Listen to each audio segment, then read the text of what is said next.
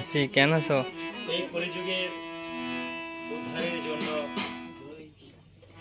শ্রী নিত্যানন্দ প্রভু এবং শ্রী চৈতন্য মহাপ্রভু আমাদের জন্য যা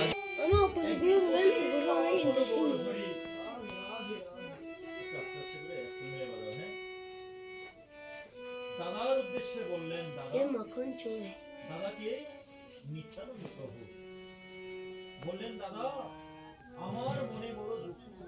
মহারাজের মূর্তি বানাইছে তো পাথরের। কোথায়? আমাদের বণিক পাড়া বলে না, এদিকে মাঠের দিকে এখানে বানাইছে পাথরের মূর্তি।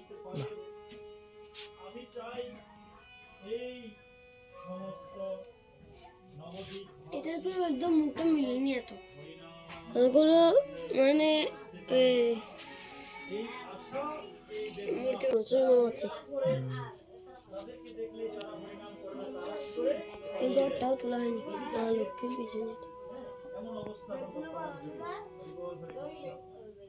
তখন ঘরের ময়লা পরিষ্কার হয়ে যায়। তখন শ্রীকৃষ্ণ চৈতন্য মহাপ্রভু নিত্যানন্দ প্রভুকে হরে কৃষ্ণ হরি বল। এবার নিত্যানন্দ প্রভু কি করলেন?